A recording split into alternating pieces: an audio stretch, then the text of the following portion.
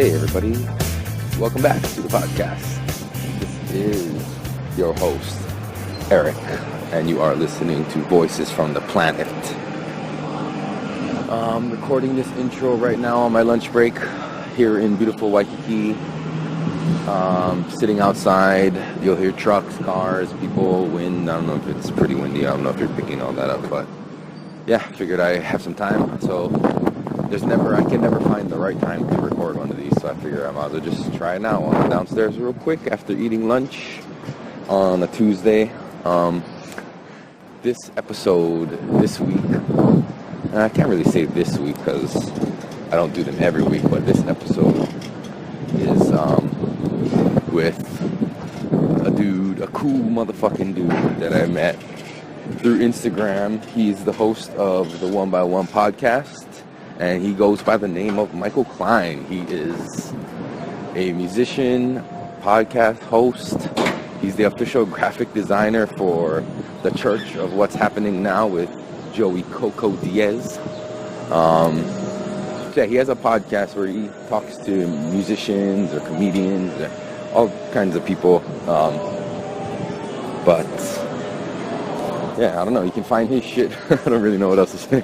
We talked the other day. What was it? It's like Saturday night my time, early Sunday morning his time, after a gig he did for working sound for a band with Bob Bowling Audio. So he does that on the side too. So it's all around musically inclined dude.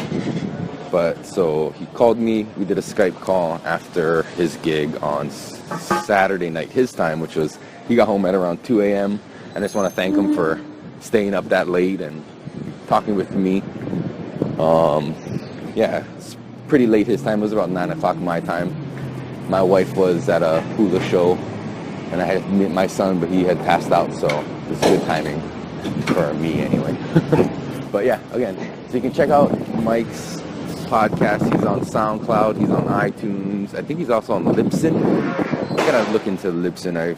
He was telling me about it in the last one. Oh shit, yeah. So we attempted to record a podcast probably, it was in August, he told me. I forgot how long it was. I thought it was like not that long ago, but yeah, apparently it was back in August, but that was the one I lost the audio recording. I couldn't find the file after I hit save, so we lost that one. That one was the first conversation we had, which was a really good one. I'm kind of fucking disappointed that I lost it. It's fucking dumbass.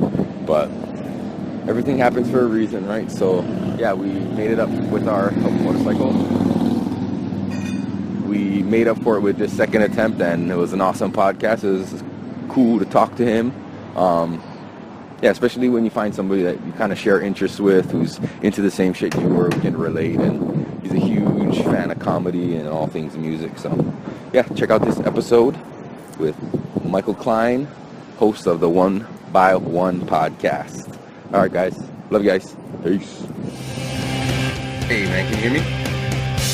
Yeah. Cool. Can you hear me? Yeah. No. So I gotta fucking remember how to do this, because I don't want to fucking lose the file. Not the second time. I know, right? Fuck. It's that I quit already. No, yeah, I set it up so it'll save the file in my folder with all my other shit, so hopefully it just works straight away.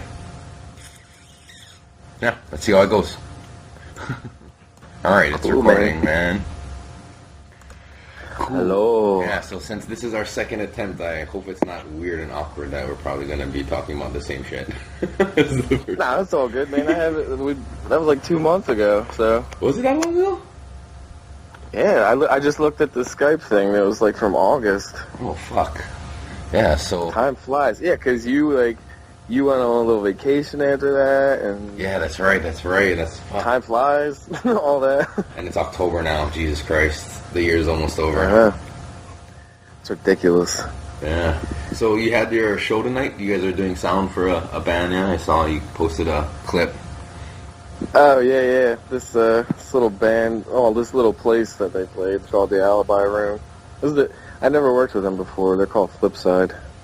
Cool dudes. Was that through Bob Bowling? Yeah. he wasn't there, but me and the other guy that works with us, Walt, he's got the trailer with his second rig and stuff. So I just go and meet him there, and he's cool as shit. He fucking gets there like an hour before we even need to be there, because we get there like 2 hours before they're set to go on. So we make sure we have enough time to set up and shit. Right. But he gets there like an hour before that, and like has half the shit set up before I get there, like most of the time. So I just stick around and I help him finish setting up, and then I make sure like the equalization and any effects and shit are good throughout the show, and then I help them break it down. It's cool. So when you're there that early, do you guys do your own sound checks, or you guys wait till the band shows up and then they sound check before they go on? Yeah, we gotta wait for them because yeah. And they usually do get there like around an hour and a half, before the show starts. So, like tonight, I think they were ready to go on at 8, but we sound checked at like 7:30. So it's just like a waiting game after that. Give a chance. But it's cool, man. It's fun shit. Yeah, man. So that was is this like a steady gig you do all the time? Yeah, I mean, I've been working with Bob for about 2 years now almost, and it's pretty much now, like, since we got the second rig going on, like, we're every Friday and Saturday we're both usually out at different places doing a band. So it's pretty cool, man. The local, like, especially the cover bands around the area, there wasn't really, I mean, there is a couple different sound companies and sound guys that do it, but I don't know, we just noticed that they weren't doing it well, and Bob already had, like, his studio going, and so he decided to start doing the live sound shit. And that's how I met him, too. I met him at an open mic back, like, 5 or 6 years ago, and he was just a cool fucking dude, so I just started, like, hanging out and recording in his studio, and then eventually he asked if I wanted to help him set up shows and shit, and then we would trade back and forth. Like, I'd help him do a show, and he'd give me studio time to record my own music. And it's fucking awesome now, because now it's got two rigs going. He's trying to see if there's a way that we can get a third rig going, but I would have to, like, end up getting a van or something. I got a fucking Scion right now that is not carrying equipment at all. So you guys bring what, speakers and everything? Like the venues don't have their own, like, sound systems, or? Yeah, most of the venues around here don't. So we got, like, the subs and the mains and all the monitors, and we bring the mic stands and all the mics. Oh shit! Pretty much everything. The band just has to bring their equipment and their cables, Right, and then they're shit. set. Yeah. Because I remember being in bands when I was younger, and we didn't really have a sound guy. All we did was we brought, like, 2 mains, not even subs, just like the 2 main monitors, and then we wouldn't even have any stage monitors. It was just hard as hell to hear each other on stage. But even when you play, like, I played this place in Philly. It's been around a while. It's called the Trocadero, and I was in a metal band at the time playing bass. I'm a guitar player, but I had to play bass in this band, and playing at a big show, like a concert venue like that, like, you can still barely hear yourself on stage. It's so weird, man. So fucking weird. Like, to hear your own song recorded in a studio, and then you play it through your speakers in your car, but then you got to play on stage, and it's like you can barely hear anything that's going on. It's a weird thing. That's why a lot of bands nowadays have the in-ear monitors. Right. They just put them right in their ear, and you don't even have to worry about shit. You can hear whatever you want. It's nice. I never experienced that, but that's like some next level shit. Yeah, I gotta get back in a band again for that. That comes along with that's actually cordless mics. Yeah, I hate them fucking things, man. They're such a pain in the ass. You gotta get, like, the right frequency going on, and then the people that, like, sing with them are, like, waving them all around, and they don't really think about the fact that you point a microphone at the speaker, it's gonna feed back. Right. It's crazy. But we're actually getting, Bob was talking about, and Walt was talking about getting in-ear monitors so we don't have to lug around these big-ass monitors for the stage. That way we could just give each band member some headphones, and then that's it. They can hear that shit right through there. And it's actually better, too, because you can hear everything perfectly in there. Even with, like, monitors on the stage, it's kind of hard sometimes. Right, because they feed back. Noise you know? and shit, too, yeah. Fucking... Yeah. And you can't turn it up too loud or you're going to go deaf. that, too. But a lot of the places around here, man, we get told by the managers, they come up after the set starts, they're like, hey, can you guys turn down the volume a little bit? We're like, what are you talking about, man? It's a band. Like, it's not even loud. Like, I don't have it up loud enough, like, for you to ask me to turn it down. But, okay. But then sometimes we get asked a band, like, if you're working with a band that's not, like, understandable with that shit, it's kind of hard because you'll have, like, a drummer that, like, hits hard as hell, so you have to have everything turned up so that it's over top of him or, you know, at least equal to him. Right. Because if we turn everything down, you're going to hear just drums, man. Do you guys usually set up mics for the drums and shit, too? Because I know a lot of people are doing that, yeah? Yeah, man. We got drum mics and then an overhead microphone for them. So, like, they don't really have to pound on them. Right. You know, because they're getting... Besides them going out to the mains, the drummer usually has a monitor back there for himself to hear shit too. So, right. But you just got to get. No, go ahead. No, go ahead. You just got to get people that fucking know what the hell they're doing. Yeah. Seasoned musicians. I don't know. And that's, I think, like a lot of them around here, they're like between 30 and 50 years old, so they've been playing for a while. Yeah. Because I remember when I used to play the drums, I used to get super excited, and I used to just hit it too fucking loud, or I'd end up, like, going too fast. And then... yeah. So I used to play in a band, too. Me and my friends had a small garage band, too, and we used to play, like, reggae music and shit. But it was always like, you're too loud, bro, you're too loud. And then, in between songs, I would just start going off and doing crazy shit, just because I get excited, I want to just play the drums, you know what I mean? Yeah. They would always say, "Bro, you're so fucking obnoxious, dude. Just don't play anything while we're talking." And I'm like, no, how can you put somebody behind a drum set with drumsticks and expect them not to want to bang that shit? You know what I mean? Yeah, I know. You gotta get some of them brush sticks. Right. Like or an electric drum Unplugged. set. An electric drum set. I always wanted to get one of those. I've tried them at like music stores, but that's cool because then you can just throw headphones in and fucking go off, and all you hear is that little pitter patter of the drums on the you could actually turn them up as loud as you want or turn them down as loud as you want. Yeah.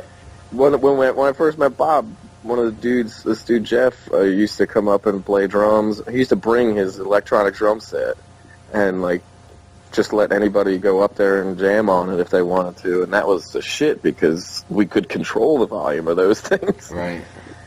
But, I mean, you got to get a nice set if you're going to get an electric one, because sometimes you get like a shittier one and they don't sound real, you know? right. And like, it just sounds like an electric drum set. Yeah, I've tried like the rubber pad ones, and they have like the roll-in one with the mesh screens. Yeah. Those ones are so good. They feel so nice too, because it has like the actual rim of like the snare drums and the toms and stuff are a little raised too, so it actually feels more realistic, I guess. Yeah. Even though it's electric. Hell yeah. A little bit feels like you're playing the drums. Oh yeah, you can get them rim shots in there. Yeah. Exactly. The rim shots are loud too. Right. On a real drum set. So how long have you been playing music for, man? I've been playing 21 years now. I started playing fucking guitar when I was 14, and I just turned 35 last month. It's crazy. All right, happy birthday, by the way. Oh, thank you. And happy almost birthday to you. This Friday. Fuck. Hell yeah. Old, 34. Hell yeah, man. Yeah. You said the 21st, right? Yeah. Because that's my birthday, but in September. But Rogan's coming out with his special on the 21st on Netflix. So you can have like a little viewing party for your birthday. Right. Fuck. None of my friends are really into stand-up comedy. Really? Yeah. I told my friend the other day, you know Owen Benjamin, the comedian? Yeah. He was the dude one that like walked out of the church. Yeah, And I knew never you would came know back. that one because he ate a star and like lost it and just wandered outside and left and never came back. Yeah. But he Hey, has dude, a podcast. Yeah. No, I say he has a I haven't listened to podcast. his yet. It's called Why Didn't They Laugh? And like so he breaks down jokes. He has like the audio from some of his sets he did at clubs and shit. But he's doing this new thing where he's breaking down all the South Park episodes after they air. Like he's doing his little commentary on it. And it's pretty on point. He's a smart guy. But I was telling my friend who is into South Park, like, Brad, you should check this out. It's a stand-up comedian, and you know, he's the podcast he's talking about. And all he responded me to was, "I don't listen to podcasts." I was like, "What the fuck?" I was like, "Dude, like, I know you like comedy, that. but it's like, dude, I don't understand." Yeah, and this guy is actually one of my longtime friends, and he turned me on to Coast AM like back in the day in high school. Yeah. So I would think, right, podcasts are totally up his alley. Yeah, he probably just doesn't realize what exactly they are. You know, a lot of people don't. Like they think they're just fucking, and you know, well, a lot of them are just normal, regular people that do them.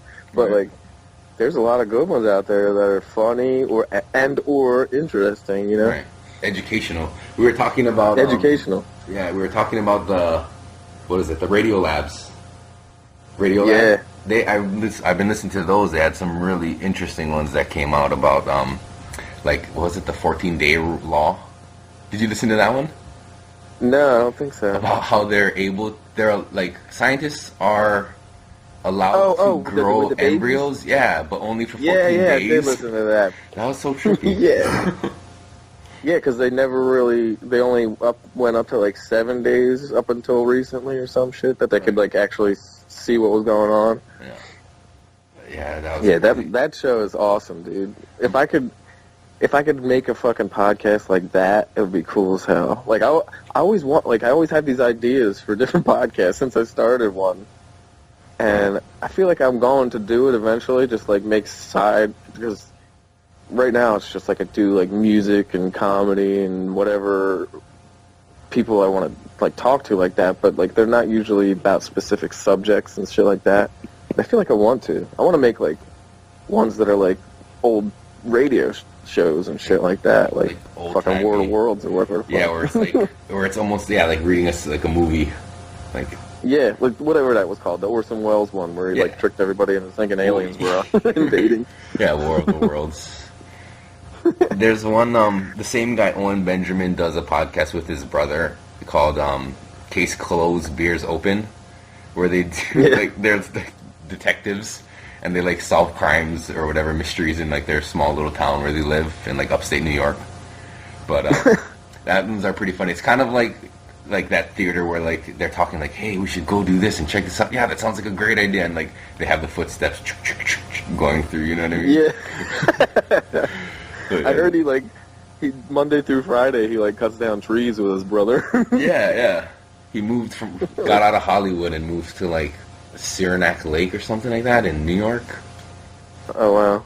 But I follow him on Instagram too, and some of the shit he posts, it looks like where my parents live, where we were on vacation. I was like, oh shit, and kind of can understand exactly what he's talking about with this like the small town feel. Yeah. It's crazy. I just actually went to New York for the first time a couple weeks ago with my girlfriend. We went to see Joey up at Gotham, and I never walked around the city I'd never been in there except for like in high school we had a school trip to the Statue of Liberty, but we didn't really like go into New York City. So it was cool just to walk around up there, man. Walk through Central Park and shit, and then Times Square and all that. That's fucking crazy. Expensive. Oh my god! I can imagine. We drove like 20 blocks, and it cost like $25-$30 just to get from like Central Park to Gotham. Was that a cab or was that an Uber? No, it was a regular cab. I guess I should have called an Uber, but we were ready to get there. We were walking around Central Park. There was like a Rihanna concert or some shit going on. We heard like all the music, but you know, you couldn't get in because it was all blocked off. So we were like, let's go walk up towards the comedy the venue and just be around there until it gets ready to go on. Right, because you never know how long it's going to take to get a couple blocks in New York, right? Yeah, It's crazy. So we got there like an hour early, and we walked down the street, and they had like a nice fucking outdoor, like, people were selling shit and had tents and stuff. It was cool. They like had the streets blocked off. And then we got to see Joey Diaz fucking kill it. Yeah, how was that? Fucking, is that your second time seeing him? It's my second. No, it's like my third time seeing him. But like in May or whatever it was, I went and saw him 2 nights in a row. So it's kind of my 4th time seeing him. But like, yeah, he brought me and my girlfriend backstage after, like, we went out and he was like not signing, but like taking pictures with everybody. Yeah. And I walked up to him. I was like, "You know who I am?" He's like, "Yes, I do, brother." I was like, "That's so fucking cool." And he had to tell like one of the guys at Gotham. He was like, "This is my little brother," or no, he said, "This is my nephew. He's coming backstage with me afterwards." So I had to like stand there and watch and take pictures of a whole bunch of people. And then we went backstage and ate a couple stars. Oh shit. Dude, I can understand why fucking Owen Benjamin walked out and didn't come back after eating them things, dude. Tell me about that shit, like, man. Because I'm fucking dying to try one of those, but unfortunately we don't get them out here in Hawaii. I know, dude. It'll be soon enough, man. Because I'm hoping, like, 2018, Jersey hopefully legalizes shit, so hopefully in a few years it just fucking spreads like fucking cancer and just everybody can smoke like you drink, you know. Right, but it was awesome. Like when I saw him in Philly a couple months ago, he gave me a couple stars, but I like gave one to my brother and whatever. So I only had one of the, you know, how there's like the red ones and the purple ones. Right. The red ones are like, I think like 100 or 125, and the purple ones are like 200 milligrams. So in May, I took like I took a half of a red one in May, and I kind of like I got fucked up, but I kind of fell asleep because I took it late at night. But a couple weeks ago, when he gave me a red one and a fucking purple one, and I just fucking ate them shits right there, just fucking downed them. And we took the train from was it Hamilton or something, New Jersey, right over to Penn Station. And on our way back from New York City to Jersey, I'm sitting on the train, dude, and I'm just like, oh my God. Like, I've never felt that from weed before. It's crazy. Like, I've eaten, like, other edibles that I've tried. Like, I've tried to make brownies and shit like that, but it was nothing like this shit, dude. Dude, what are you using, man? Like, it stings a little bit. It like when you eat it and you swallow it, it almost has like the same kind of feeling. You know, there's like those little fireball candies. They're like cinnamon ones? Or some shit. Yeah, the red one. It kind of has that kind of aftertaste after you swallow it for like a minute or two. It's like got so much THC in it. Right. It's affecting your throat. Yeah. But, like, it was nice, dude. I need a prescription of those motherfuckers. Yeah. I wish. I don't know, I want to try and make my own cookies and stuff, but I use the like, after vape buds and shit. But people tell me they're pretty strong, but, yeah, I want to try, like, a real deal fucking edible and then see, like, okay, was it really strong or am I just a pussy? You know what I mean? Well, yeah, but you know what, dude? The way that they're doing it now is so concentrated over there, you probably have to eat like a whole batch of your cookies to feel like what you would feel from a couple of these stars, man. See, that's what I'm thinking. Nuts. Yeah. Because I've given them to my friends and they got fucked up. Like, but do they eat them often though, or do they smoke often? They don't, and that's probably why. Yeah, that's probably. You got a tolerance from probably smoking, plus you're trying to eat it too, and that's why I thought that I was not gonna feel it because I kind of smoke often. Yeah. And I rolled a couple numbers and fucking brought them up there. Smoked a joint in Central Park. Oh shit, that's cool. On the DL, you know what I'm saying? Yeah. Trying to be sly. But, like, yeah. We found this one little trail that had like a little wooden seat and nobody was around. So I was like, all right, I'm gonna toke on this. I can't even like imagine like the scale of Central Park because we have nothing like that here on Oahu, right? Dude, it's huge. Right? It's huge. It's weird too because it's got like little fucking rock mountains in it and shit. It's like, what the fuck is going on here? It's crazy. It's like its own town. Like they have so much shit in it. Like there was this like horse, you know, those things where like people ride horses and they jump over the fucking fences or whatever the fuck. I don't even know what the hell that's called. Like, but there was one of those things. Shit. Yeah, there was one of those going on inside Central Park, like deep. That's fucking Jesus. That's fucking. I can't. Yeah, the scale of even New York City is just crazy. It's like a whole island. That's one giant city. Yeah, and it's like, because I walk around Philly sometimes, but it's not the same at all, man. It's like so condensed over in New York City.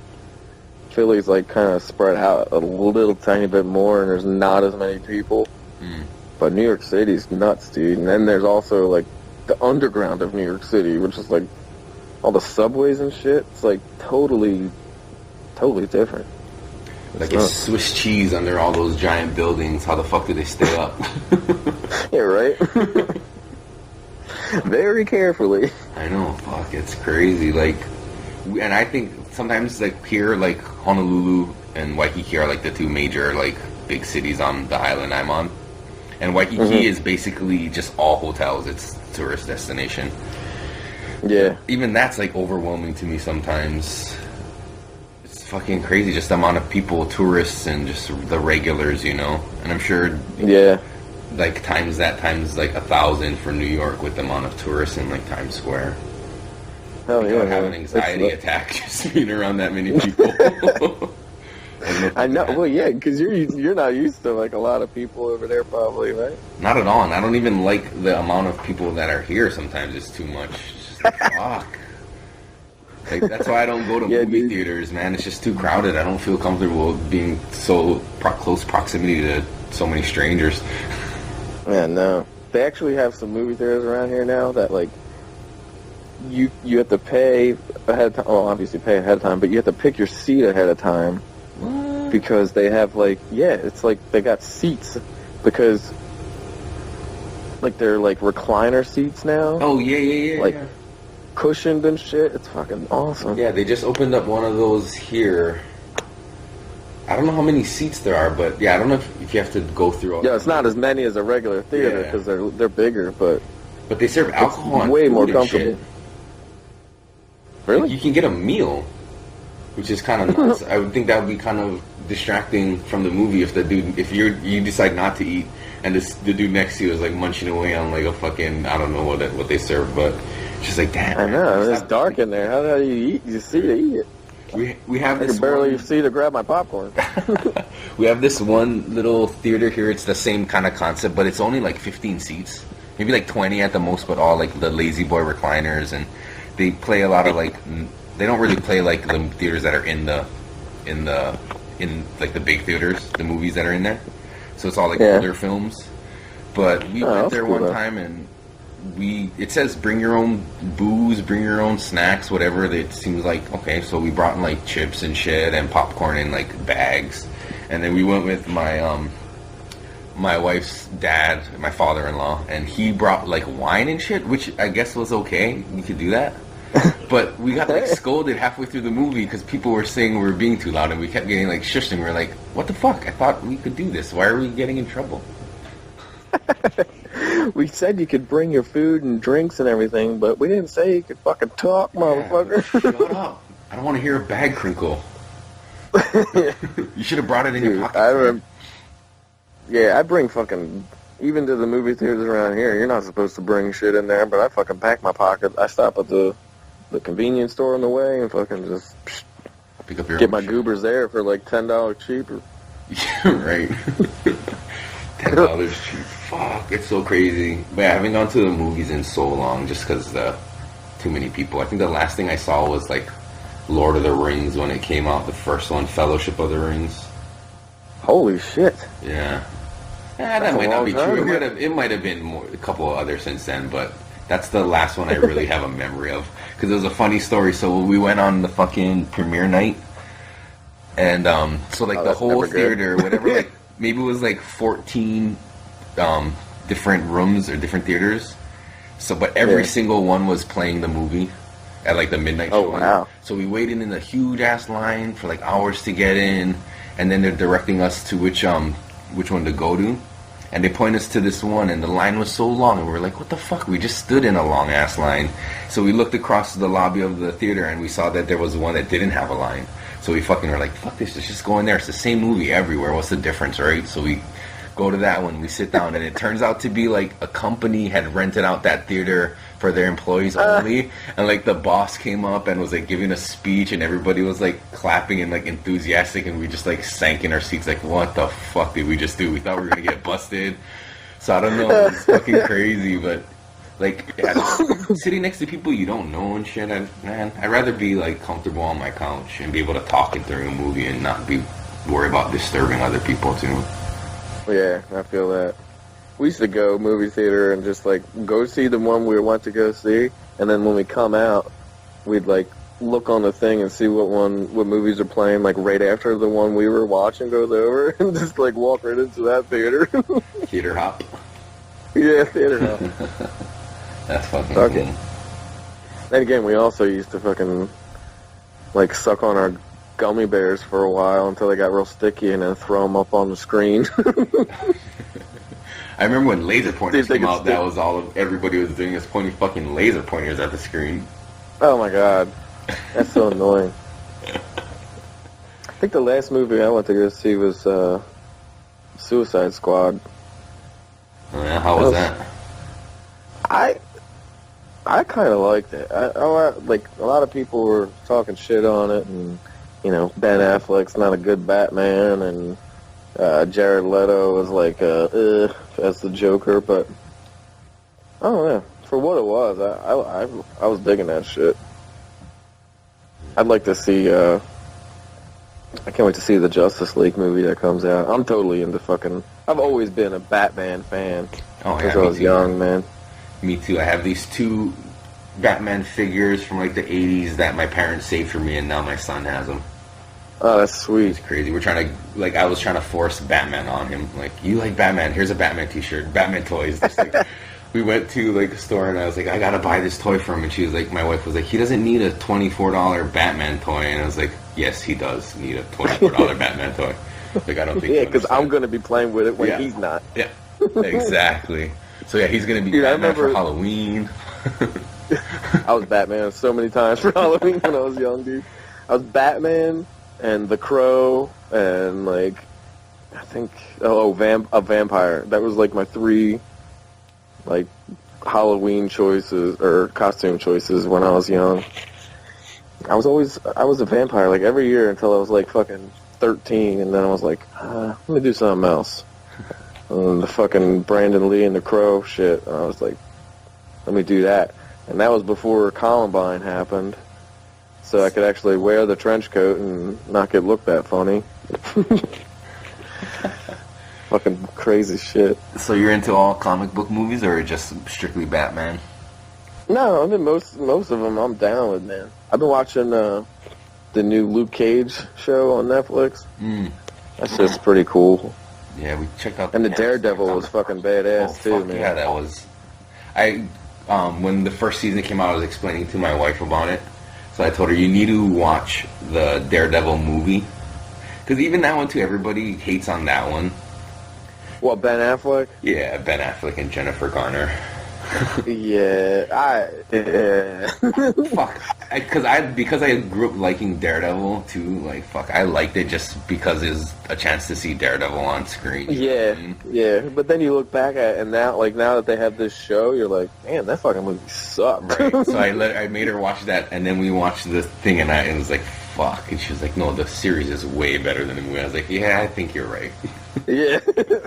And I can't wait to see fucking more of the Punisher, too, man. That dude from fucking Walking Dead killed that shit on there. Yeah. They're doing... I can't wait for that, too. You watch Walking Dead? Yeah, fuck yeah. It comes back on the 3rd? 3rd, yeah, next weekend. Yep. So that's like my... Happy fucking birthday to you. I know, yep. Sunday, I think it is, right? Or... Yep. Yeah, so it's like, fuck yeah, that's my birthday weekend, man. Joe Rogan special and Walking Dead. Yeah, it's fucking A. And well, it's not coming out yet, but Joey's recording. He recorded a special in Chicago this weekend, so that'll be on CISO sometime soon. Yeah. I have that app. I don't know if you heard of it yet, but it's like an all comedy network it's kind of like Netflix, but it's all comedy shit. And it's no, because I heard everybody was talking about Doug Stanhope's. Yeah, he just came out with a special. Yeah, they said too. Like that special alone is the reason why you should get that Cecil app. Yeah, I know, man. And the same thing's gonna happen with Joey's too, man. I'm just waiting because I think you can get it's like Hulu. You get like the first 30 days free or whatever, and then you have to. But it's only $3.99 a month, so I mean, I guess it's not that much. That's fucking cheap, man. Yeah. Like that's you get and forget about it. Yeah. And it comes, it's right off iTunes. You don't even have to worry about it. It's just like fucking Netflix. But I can't wait for that, man. He's prepared. He was way prepared for this shit. Like, just seeing him do his set, what is it, like 4 or 5 times this year? Mm-hmm. I could tell that, what he was working on, and, like, it's really cool, man. I never, like, got into watching live comedy around here, so like any shit that I ever watched before that, like I think the only other time I've seen comedy besides Joey was George Carlin. I got to see before he passed away at a fucking high school near my house. It's weird. I don't even know why he was playing at this high school, but it was a really cool, like, big auditorium. So I guess it was, I don't know, it was weird. But just watching George Carlin do like all his bits that he did from, like, all his specials, like, he basically didn't have anything new. It was all, like, old shit. He had, like, a couple new things because he had to, stay current with, like, what was going on in the world a little bit. But he did a lot of older shit. But it's cool to see that, like, to see them work on stuff and change it a little bit and, make it just a little tiny bit funnier, even though it's fucking hilarious already.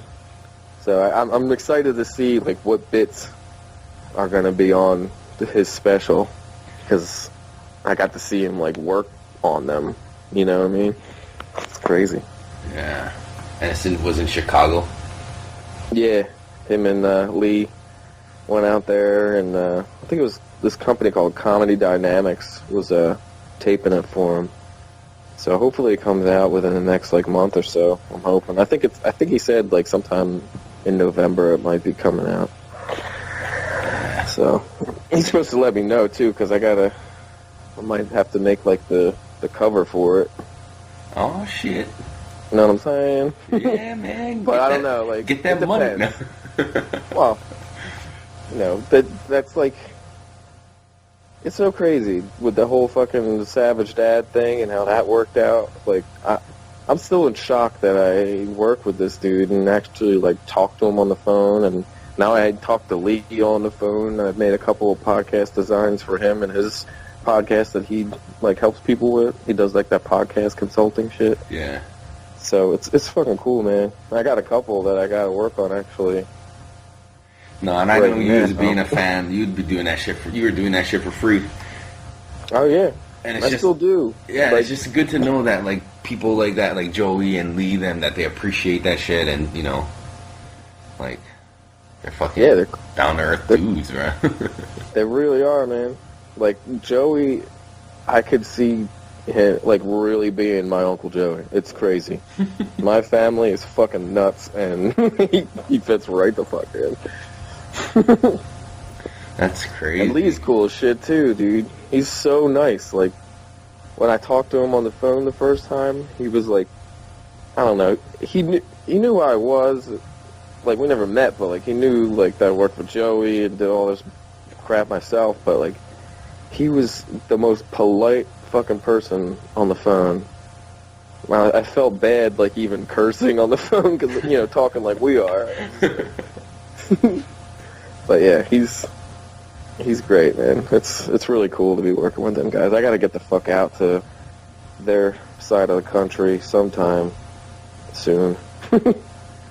Hook up with fucking Rogan too. He told me that once I make it out to LA, I need to let him know so he can hook it up. So I'm not sure what the hell he meant by that, but yeah, I'd be fine with just meeting him and shaking his hand, you know.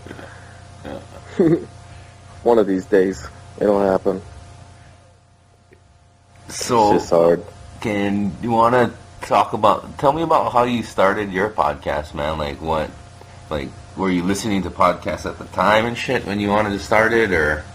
Yeah, I'd been listening to podcasts for like a couple years at that point, and just from listening, well, I mean, I started off listening to like crazy shit, like fucking Alex Jones and stuff, and then I saw Rogan on there with Joey Diaz, so I started listening to Rogan's podcast, and I didn't really know who Joey Diaz was. But then I heard him on Joe Rogan's podcast a couple times. I was like, this dude is fucking hilarious. So I started listening to Beauty and the Beast when he started that with Felicia Michaels. And then him and Lee started the church, What's Happening Now. So I was, fuck, this is great. Especially with the line of work that I've been doing recently. I do like paralegal work at a law office. I sit at the cubicle all day, so it's like, they don't mind if you have like a headphone in and just get your shit done and whatever. People look at me like I'm laughing and they're like, what the fuck? Most people are like listening to music and shit, and I'm listening to people talking about fucking chasing fucking hookers down and burning their wigs.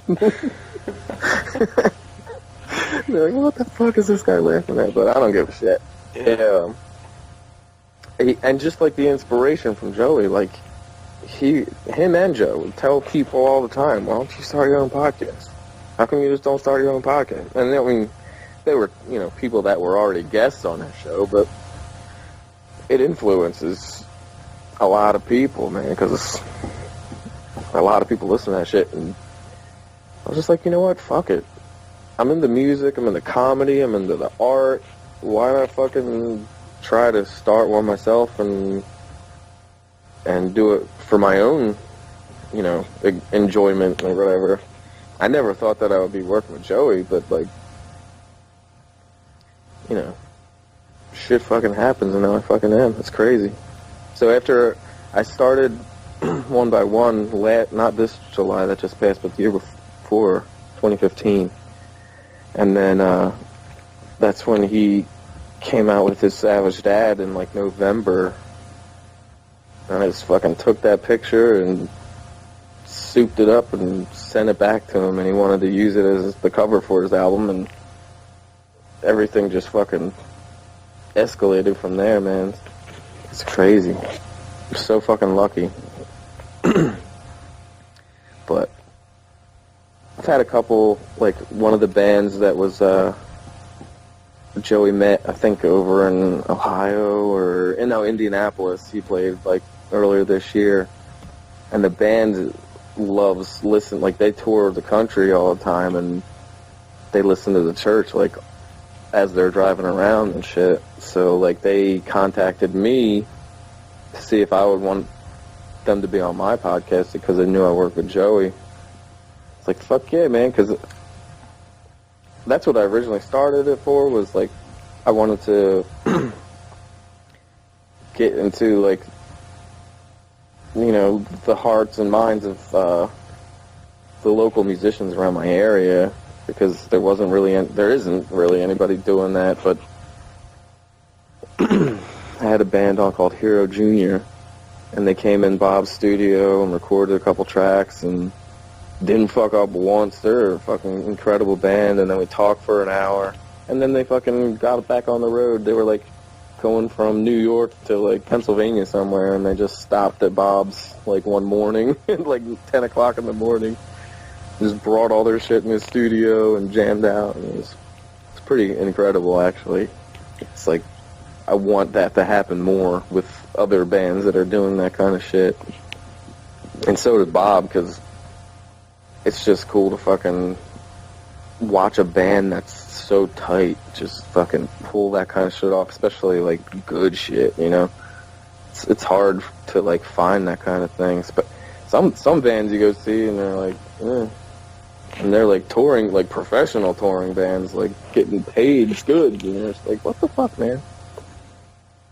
It's like when you see like not chicks, but like groups nowadays, like pop singers, they like have backing tracks while they're singing live. Like they're not even singing live. They have it's like they're doing karaoke, right? Yeah. Or like they're like recording a music video. It's like the same thing, because when you're doing a music video, they have the music, like the actual song, playing real loud, and you kind of have to act along, like you're singing it. Yeah, but that's exactly what goes on now in like a lot of bands, a lot of cover bands around here. Actually, I found out after starting doing the sound with Bob, they fucking have backing tracks, man.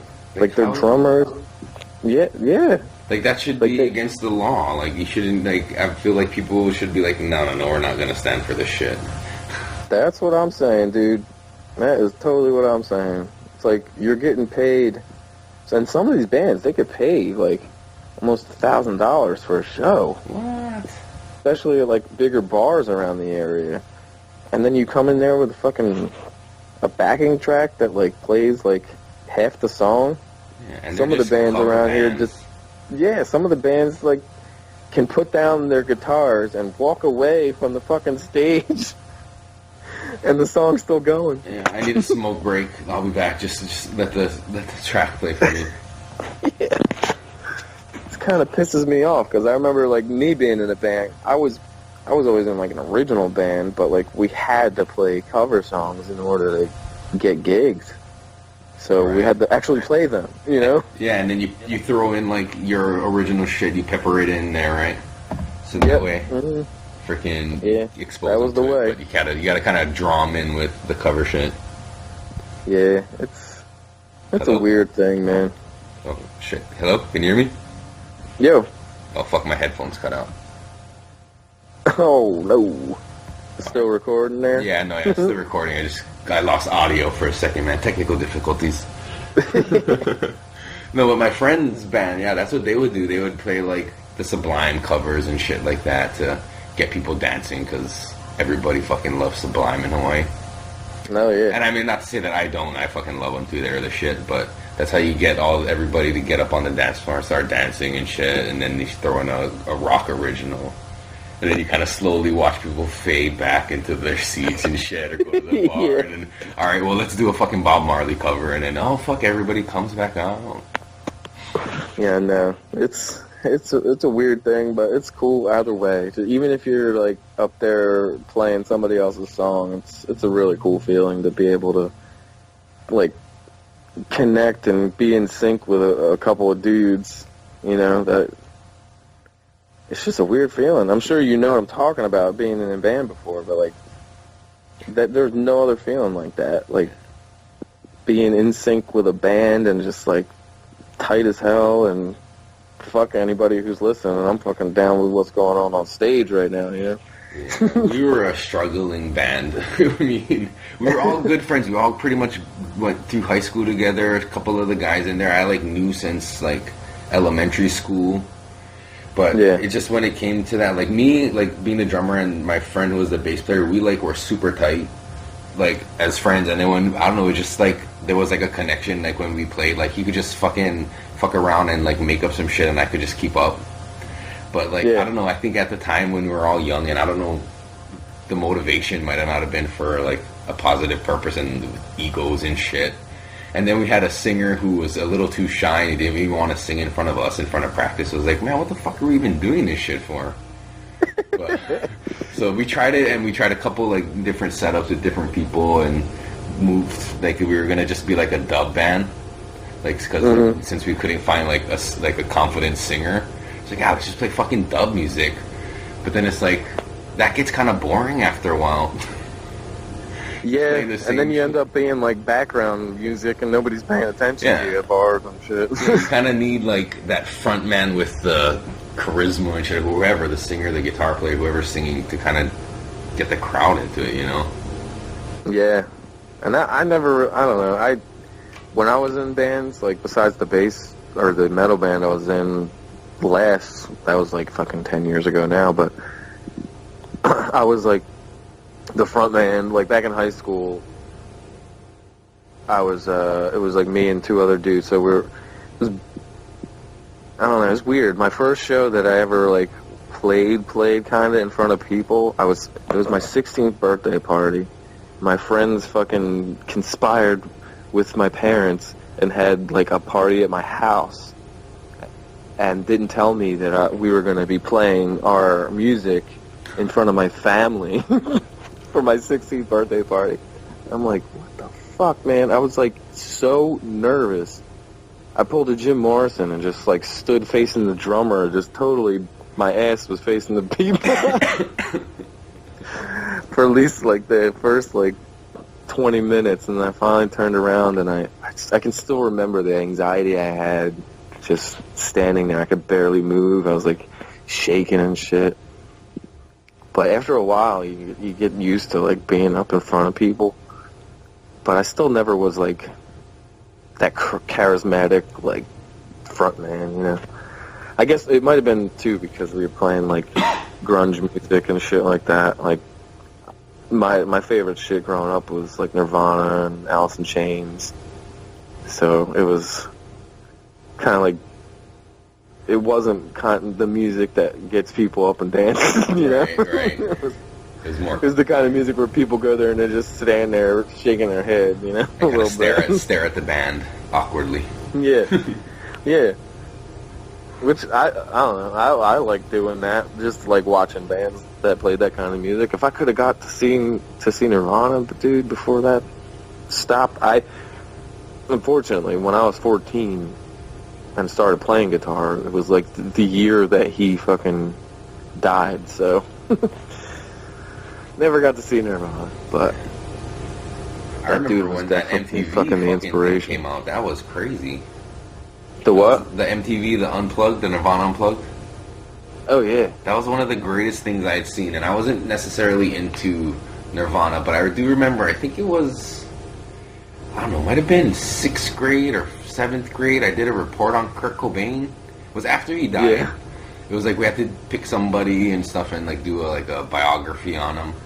So I remember doing that, but I remember like watching the fucking Unplugged, just like it was amazing. Like to hear the difference from like the actual album, like the studio versions of like the fucking the electric versions, and then to hear it like broken down in acoustic style. Like I don't know, maybe that could have been the defining moment, but I've always been a fan of acoustic like covers of songs. Yeah, I totally feel that, man. One of the last music things I've done was it was me and my friend, and I would play guitar and sing, and he would just sing. And actually, my brother was playing like the djembe, like in the background, so it was kind of cool. It was like acoustic and bongo, but we would just play mad cover songs that were like all over the place, different shit, but we would make them like acoustic and you know, different, our own kind of version of it. So I think that's kind of where I got that influence from, was that Unplugged. Plus the Alice. You get into Alice in Chains ever? I think I had one album, but I was trying to get into it, I guess. But I was always more of a hip hop fan. Oh, okay. Yeah. Well, dude, when this is my music history. I started out I didn't really listen to shit when I was little, except for what my mom and dad listened to in the car. My dad really didn't listen to nothing, but my mom would put on like the fucking. Her favorite shit was Donny Osmond, like Barry Manilow and shit like that. Mm-hmm. So I kind of rebelled against that once I actually could pick the music I wanted to listen to. So I started listening to MC Hammer and Vanilla Ice and CNC Music Factory. Oh fuck yeah! I don't give a fuck, man. Yeah, Make Snow. you sweat till you bleed. Remember Snow? Snow, yeah. Informer, I used to love that shit. All that like early '90s like R&B, hip hop kind of shit, I was down with. But then my aunt got me into Metallica, the Black Album when that came out. And I was like, dude, Enter Sandman fucking rocks. I need to listen to this whole damn thing. Like, we would just constantly listen to it. And then I started hearing other shit she was listening to on the radio, like Soundgarden, and like, I can even remember, like, specifically Spin Doctors, that fucking Two Princes song. Even though that was nothing like Metallica and Soundgarden, but that was like the era. Right. So that's when I started, like, getting into my own shit. That's when I found Nirvana. I was like, fuck, yes, this is my shit. Don't you think the 90s were a better time for music, just in general? Hell yeah, man. And what's funny is, like, not a lot of bands around here, like the cover bands around here, they don't play a lot of it. I guess because some of it was, like, you know, depressing. Like, Alice in Chains had a lot of, like, depressing fucking songs and shit. They just sounded, like, sad or whatever. But at the time, I was just like, I feel this shit in my heart, you know? Like, I really dug it more than just, oh, that's a cool song, you know? Like, but now, like, no bands around here play that kind of shit. I would love to I should just start a fucking 90s cover band and just play, like, Nirvana and Alice in Chains. Because nobody does it, and the people that do play, like, a song here and there, it's not really that good. It's like, I don't know, man. I think there's a niche that needs to be filled. Yeah, it's kind of a shitty feeling when you hear a band start playing a song and you get excited, like, oh fuck, they're gonna do this song, and then they do it and it's like, fuck, that was shitty. They could have did that fucking way better.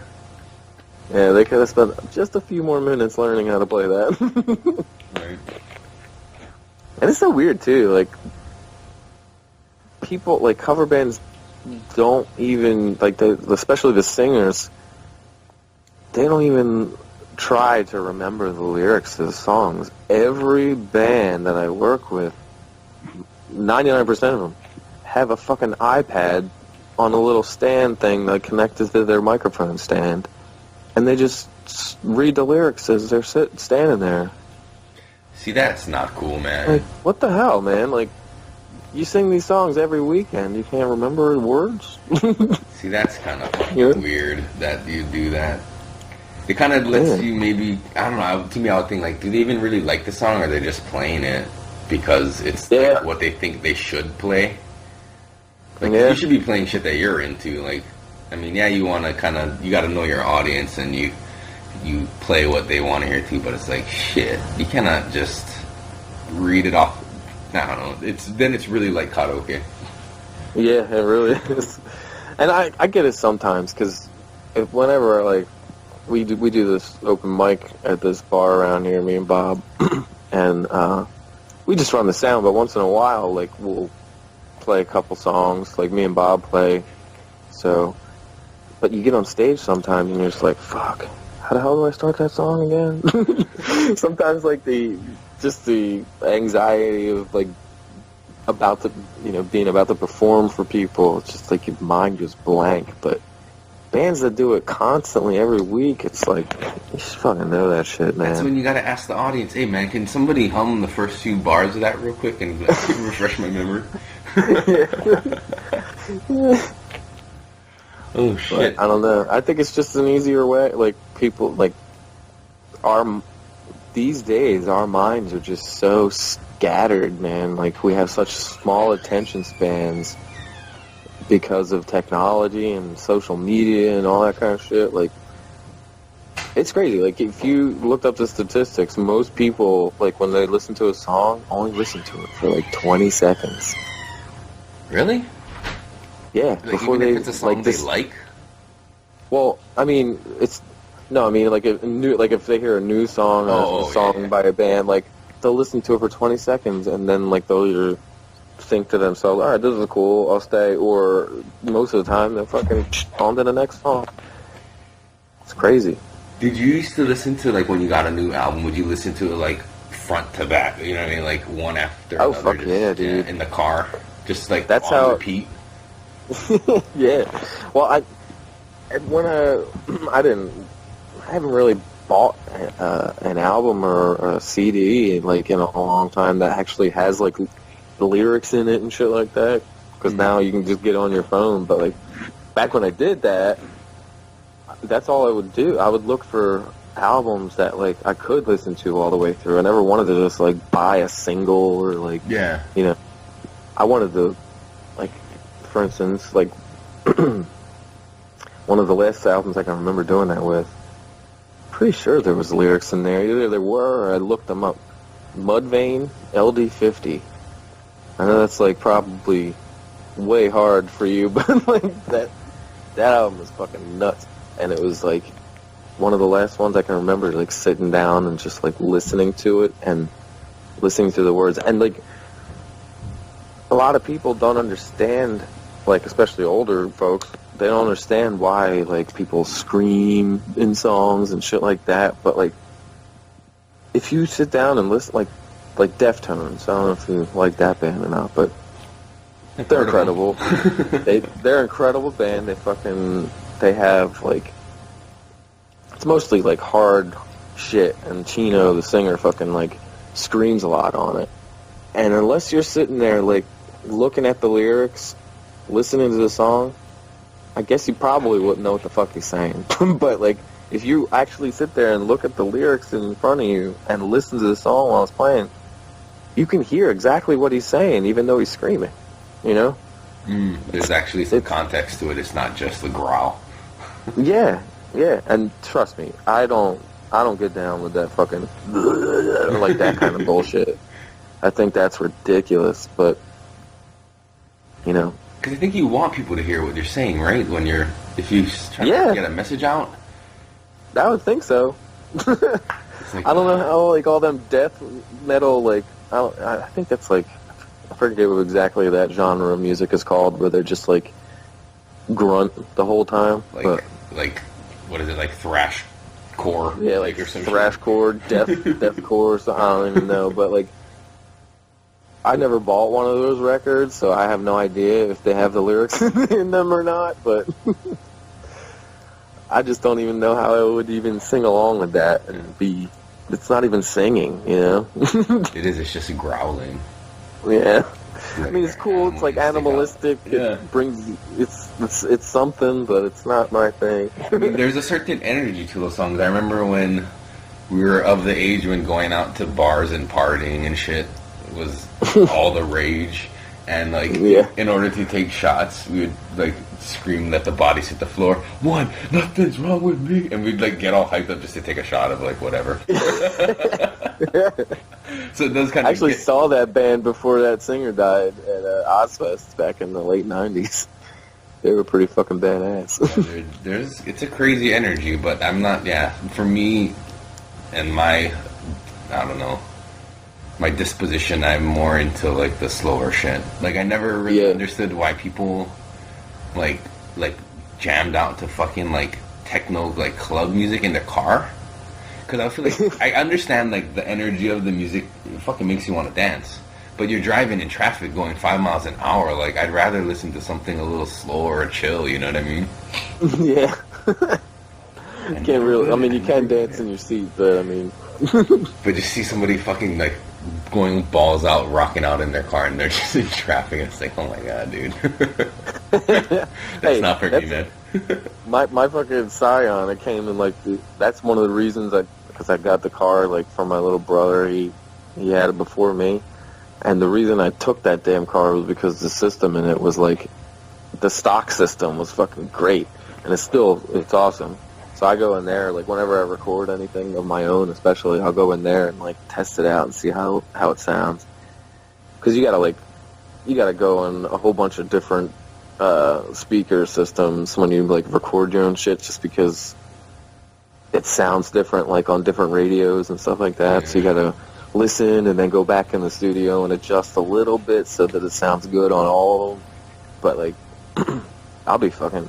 Most of the time, though, nowadays, I'm listening to podcasts when I'm driving, but... Yeah, me too. I've noticed once in a while, I'll be driving home, I'm like, damn, let me hear some fucking rock and shit, and I'll just turn it the fuck up, man.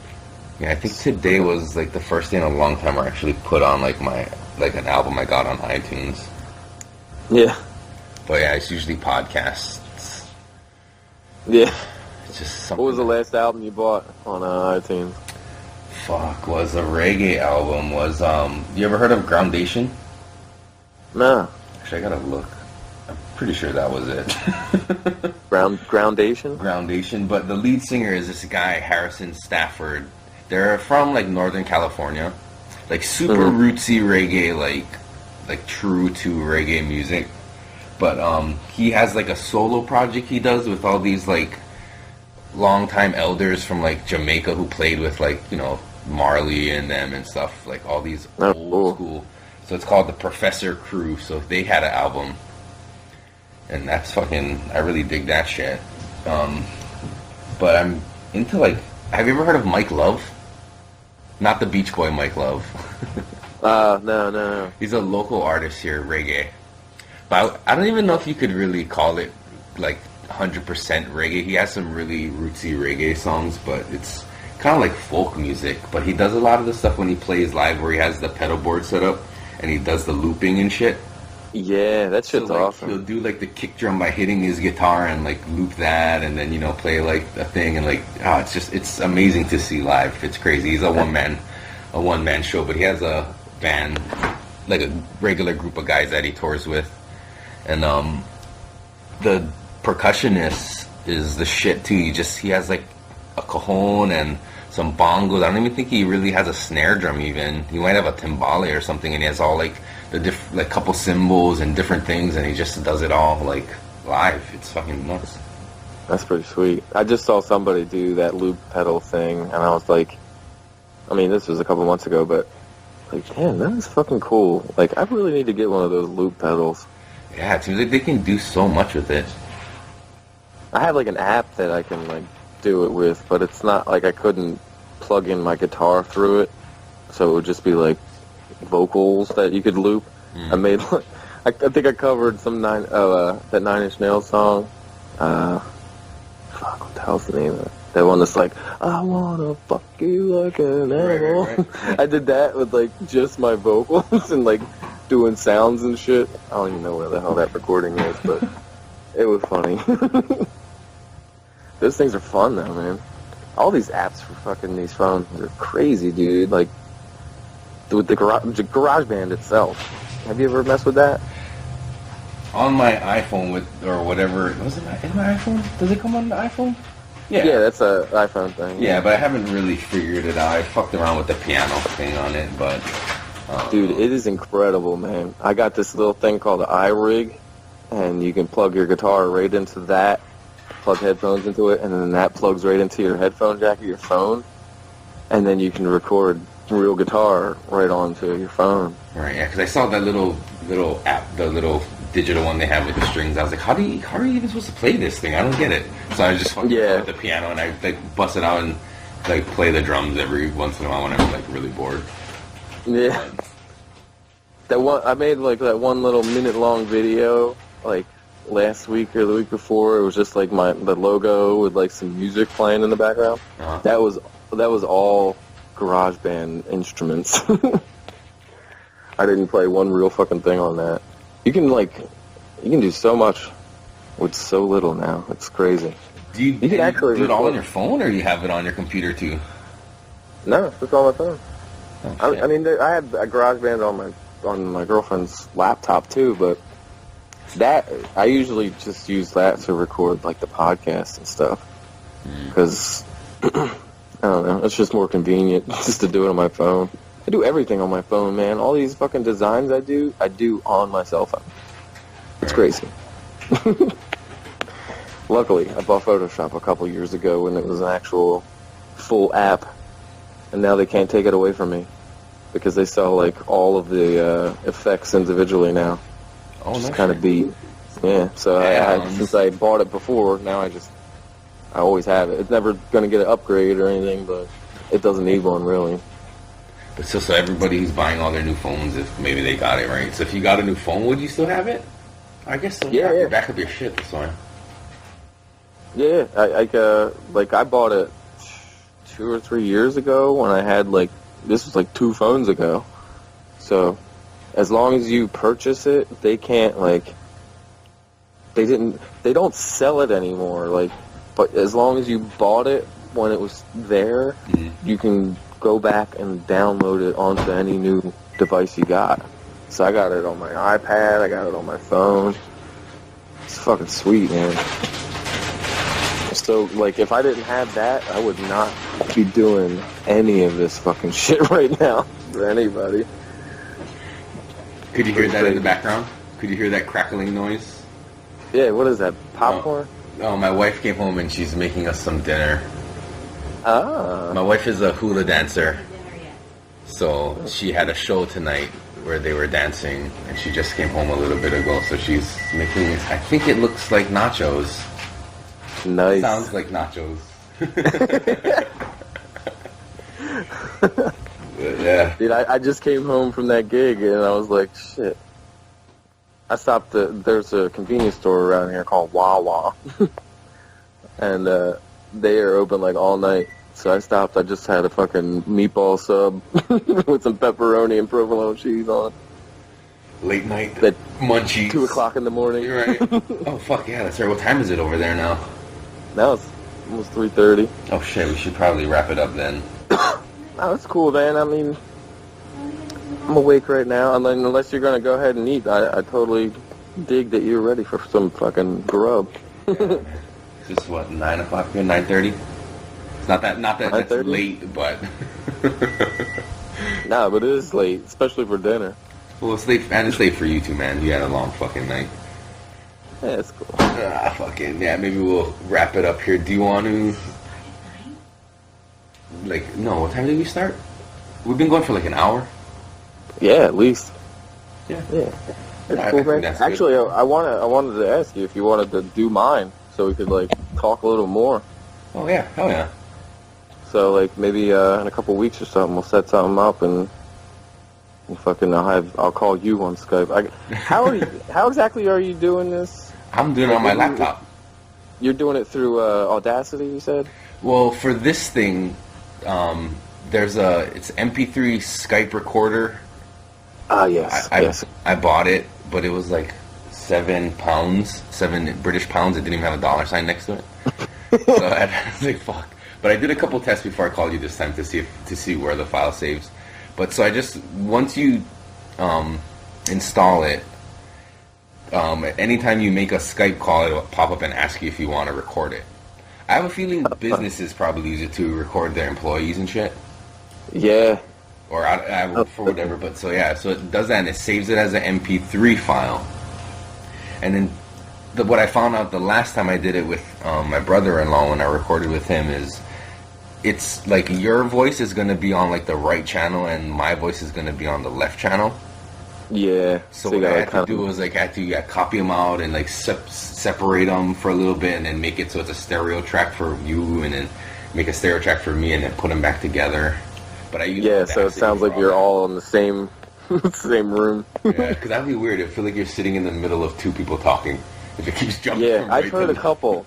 I've heard a couple podcasts like that. Like Duncan Trussell did a few, and they were like separated in stereo like that, and it was weird because I listen to them on headphones at work. Usually just one headphone, you know, because I gotta like hear what other people are saying and shit, and I wouldn't hear half the conversation. Yeah, you think is he just talking to himself, man? What the fuck? Yeah.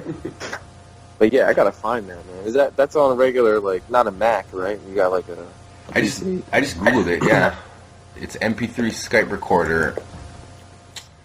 So yeah, I need to get on that because a lot of people like we could be doing these podcasts with a lot more people if I knew how to fucking do it.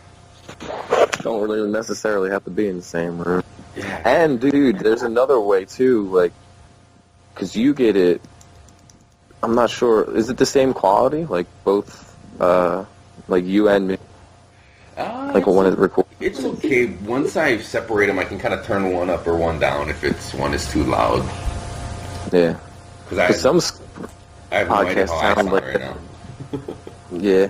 Some of them sound like they're like clear as hell in the same room, but they're like on Skype. It's crazy. I wonder if they're using like, because you know how Joe Rogan and they use that, what is it called, the TriCaster or whatever, or even if you just had a soundboard and maybe you could like adjust the levels while you're on the call. Yeah. I didn't know how to do it. I did one Skype podcast. It was with Tal Mordechai, this comedian from Israel. We fucking Skyped from Israel, and I didn't want to fuck it up, and I was like, fuck, man, how do I do this? So I set up an actual microphone next to the phone. Like, I just had it coming out of the headphone jack of the phone right into a little mixer, and then I had that sitting right next to the microphone, so it was just a mess. But it actually turned out all right. Yeah, I heard that one was good. and I don't, even like, just because I not grew up, but since I've listened to like talk radio for so long, it's never really perfect. So I'm used to it being like it's not like quality. Yeah, unless you're like fucking a huge, like, big professional fucking studio, it doesn't really need to be. It sounds more authentic anyway. Yeah. I like the fact that I can hear your wife fucking crunching nachos and fucking microwaves going off and shit in the background. No, he's talking about earlier. Can you hear her now? No, I don't hear nothing right now. Yeah, you're doing a good job being quiet. I hear her giggling now. Yeah, we're on the couch. Nice. But, all right, brother. Well, yeah, fucking enjoy your nachos, man. Thanks for having me on, man. Yeah, plug your shit before we go, though. Yeah, One by One podcast, fucking on Twitter and Instagram. That's basically. I have a Facebook page too, but I barely share shit on there anymore, man. I don't know what it is, but like, I didn't get as much attention on there, so I was just like, you know what, fuck it. When I first started last year, I promoted it on Facebook, like paid like $20 to have people see it, and I picked like the wrong countries, like. Instead of picking like the USA, I picked like a whole bunch of other countries too, and now like I have like 500 people from like India and Asia following me, and like I don't even think they're real accounts. Like, Facebook totally fucked me on that, but it's crazy. But yeah, Instagram and Twitter is where it's at, and check out too madflavors_world. That's the Instagram that I run for Joey Diaz. So cool, man. He gave me free reign, artistic reign, to post whatever I dig on there, and I try to share like not just my shit too. Like if I see other people posting stuff with Joey or like other artists that like doing shit for like just because they want to, I'll fucking share it on there too, man. Almost at like 60,000 followers now on there. So shit. How's that compared to your Instagram? Well, mine's slowly getting there. I got like 2,200 now. Oh shit! I think I have like 300. Yeah, well, that's where I was, man, until I started doing this shit and getting Rogan to share my stuff, and now I started Joey's back in December, and it's gotten pretty fucking big so far. And every time he plays a show, it's nuts. Like. Everybody that goes to the show must look him up on Instagram right after the show, because I see like so many people follow him every weekend. You see that bump? Yeah, it's nuts. So I think I get the marketing all wrong. I'm just posting random shit all the time and other people's podcasts on my Instagram. And I realized it the other day, like, I don't even post about my own podcast. This is supposed to be about my podcast, but I'm posting Ram Dass quotes every day. No, but that's cool shit, though, man. You know? But I figure it doesn't have to be maybe all somebody about that. will see that and be like, oh, let me go check out this podcast. This is a podcast? Yeah. So, dude, yeah, definitely. Let me know when it's coming out. Or you don't even have to let me know. As soon as you post it, I'll share it on mine. I'll fucking share it on Joey's. Yeah, and I'll definitely tag you in it when I do, because I'll probably post it on Instagram to let my 300 followers know. Awesome. You gotta get Twitter, dude. You got Twitter? Actually, I do. I made them, but I haven't posted any tweets yet. You gotta get on there. And Twitter's gonna try this. I got about the same amount of followers on Twitter, but like that grew a lot faster than Instagram did. I feel like, but I'm looking at like Joey's posts and shit. Like, if you look at Mad Flavor on Twitter compared to like Mad Flavor's World on Instagram, so many more people are liking and commenting on his shit on Instagram. Yet he has like 225,000 followers on Twitter. I don't understand it. So it's crazy, man. You just gotta keep fucking putting shit out there and working on it. Yeah, that's what I figured. But yeah, grow it organically. Get on I'm not Twitter. gonna fall for one of those ones that are like, get viewers. I get those things from on SoundCloud too. Oh. Get real listeners. I'm like, what the hell is this shit? You gotta pay money? I'm not gonna do Yeah, that. I know, man. I really feel like a lot of people on both social media sites do that shit, and they pay for fucking fake followers, man. And then they It's think nuts. how cool they are with their 100,000 followers, but none of them are real people. Yeah. It's ridiculous. You get all those followers that are like, they just started an account, and it's like naked girls, and like, what the fuck is this shit? Like, I want to have hot sex. Like, I think I posted them a couple weeks ago. Yeah, it's not even proper. But yeah, man, thank you very much, and I'll talk to you soon, bro. Yeah, thank you, man. All right, have a good night. Have a good night, man. Shoot. Peace. Peace.